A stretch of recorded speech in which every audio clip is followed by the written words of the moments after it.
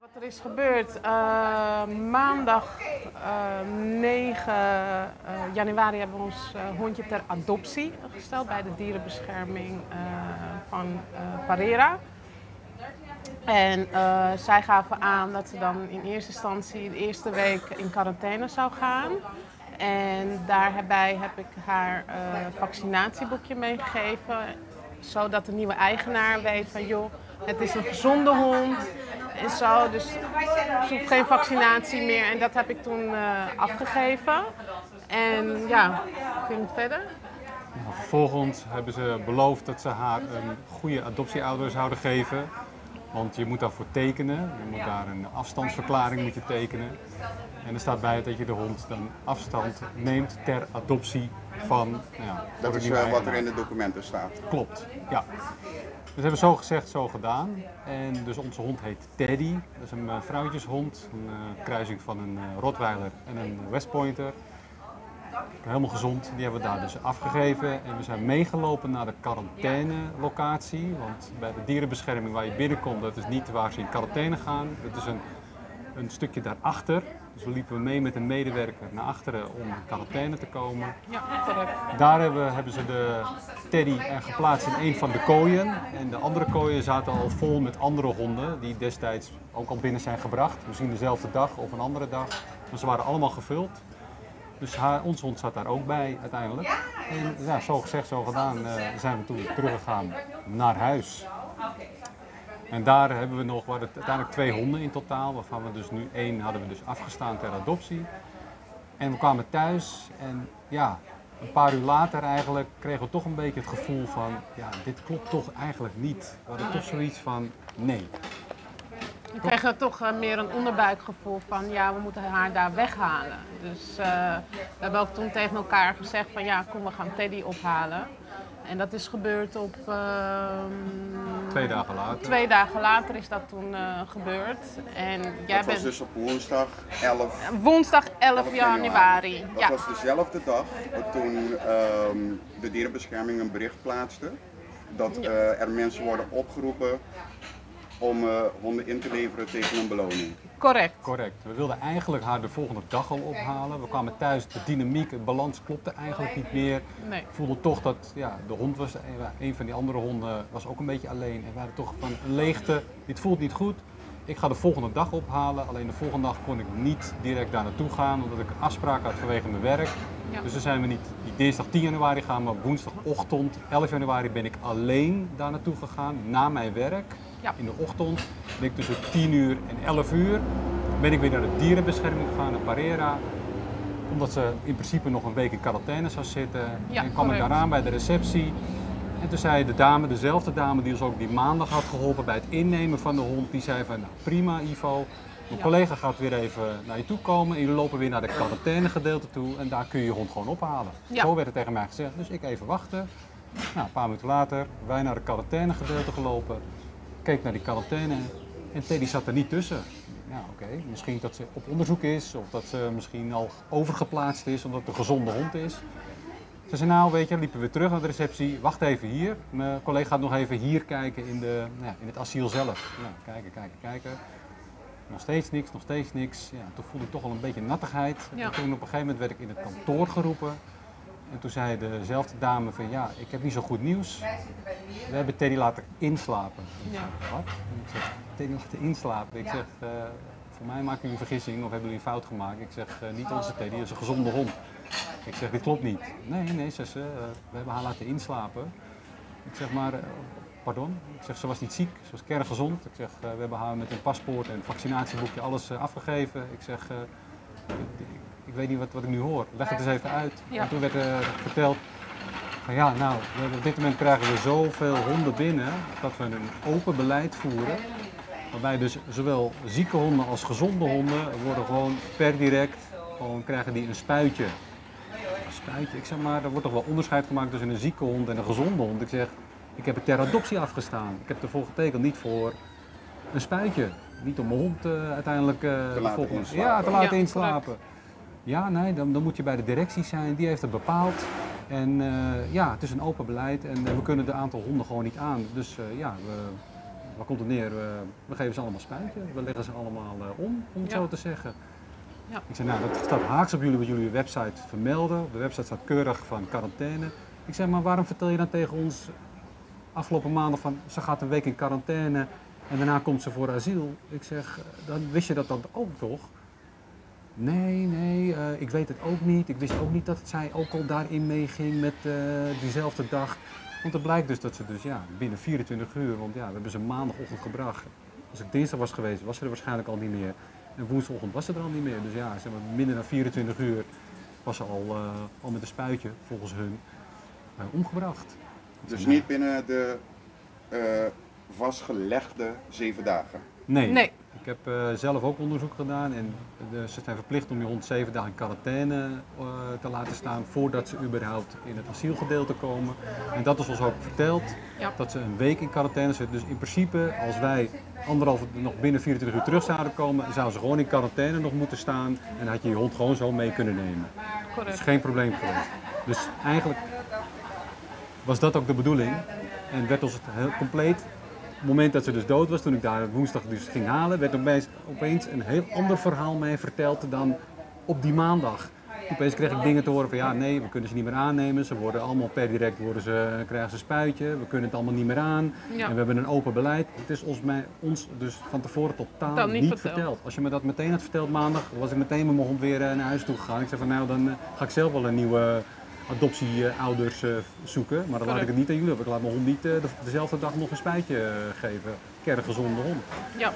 Nou, toen moest ik inderdaad het slechte nieuws gaan brengen bij mijn vrouw. Dus ik ben naar huis toe gereisd. Ja. En ik heb haar verteld, ze viel de klap behoorlijk de klapkam aan, mag ik het zo zeggen. Die letterlijk schreeuwde het uit. Ja.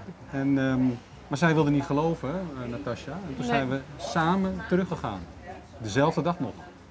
Nog voor 12 uur, want om 12 uur gaan ze altijd een uur dicht met lunch. Dan zijn we nog voor 12 uur zijn we nog samen teruggegaan, omdat we niet konden geloven dat het onze hond daarbij zat.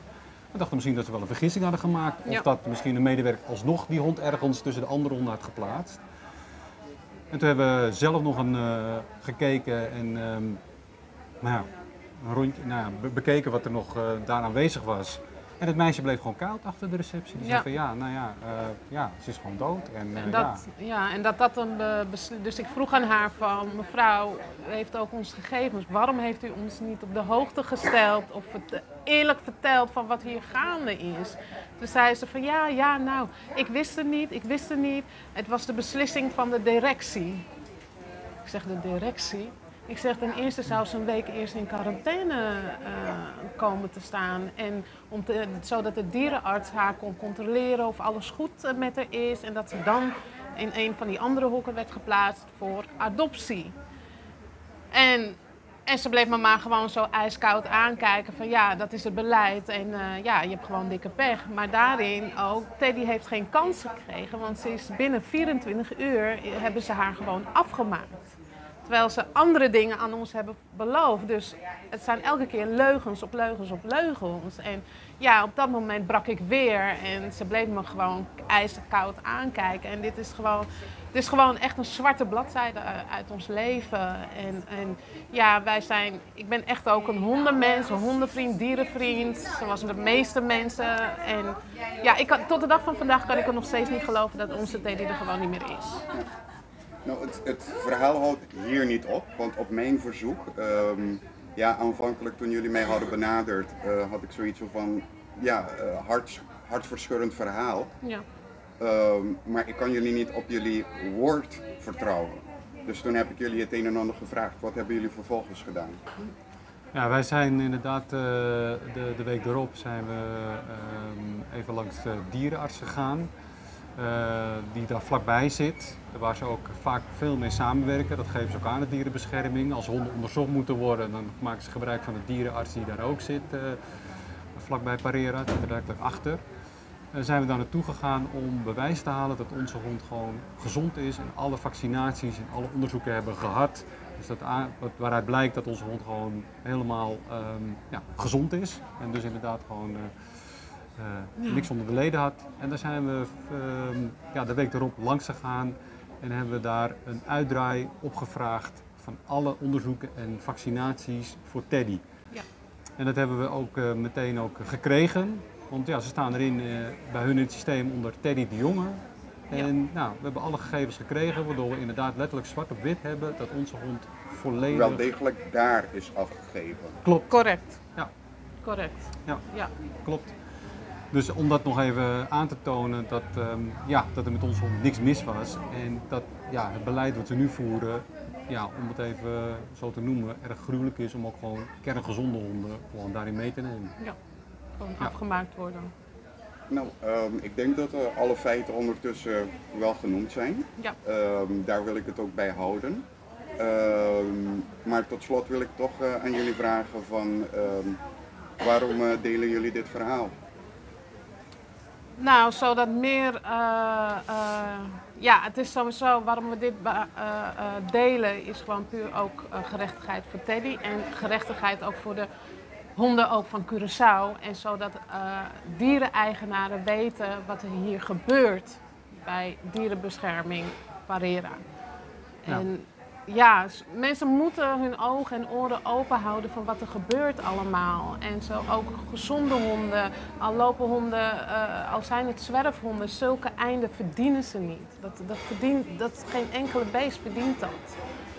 En daarom delen wij dit met de rest, zeg maar, dat iedereen wel een beetje gewaarschuwd is. Ja, het moet bekend worden welke praktijken hier zijn, want dit zijn ook door overheid en door grote bedrijven. Dit zijn door... Zo even wachten. Ja, dit zijn ook de dierenbescherming wordt door de overheid en door andere grote bedrijven worden ze ook financieel gesteund. Ja. En dan moet het ook aan het licht komen wat er ook gebeurt met dit soort instellingen. Ze staan bekend onder de dierenbescherming, maar met zo'n open beleid waar niemand het vanaf weet, waar je inderdaad gewoon letterlijk als hondeneigenaar en je stelt je hond ter adoptie, tuin je er gewoon in. Het is dat wij binnen 24 uur onze hond weer kwam terughalen, wat de meeste mensen niet doen. Nee. Dus, en ook een hond van een goed ras. en een hond van een goed ras, absoluut. een sterk ras. Het gaat hier niet om wat wij hier lokaal noemen een Komiwebu, een straathond. Nee, zeker niet. Totaal niet. We hebben de honden vanaf 3 weken hebben we opgevoed. Ja. Ze waren heel klein, ze werden afgestoten door de moeder. Dus we hebben Teddy ook vanaf 3 weken opgevoed. Ja. Een hond die je bij wijze van spreken kunt verkopen nog. Correct. Om het maar even zo oneerbiedig te zeggen. Ja, al ik nog beter zeggen, onze hond was er eigenlijk, als ik het vergeleek met de honden die daar zaten, was het eigenlijk de beste en de mooiste hond die je daartussen zag. En ook het meest gezonde, zo zag het er ook uit. Dus er was echt totaal niks mis mee, waar je nog inderdaad heel veel plezier van kunt hebben. Correct. En het wordt gewoon over één kam geschoren. En wij willen gewoon daarvoor mensen gewoon waarschuwen. En we willen gewoon dat er gewoon verder onderzoek wordt gedaan van dat dit soort instellingen die zich als dierenbescherming optreden en nu ook dus teams gaan samenstellen om nog meer zwerfhonden, tussen aanhalingstekens, van de straat afhalen, waarbij dus natuurlijk ook waarschijnlijk ook gewoon goede en gezonde honden van hondeneigenaar worden meegenomen, want ze krijgen daar een beloning voor.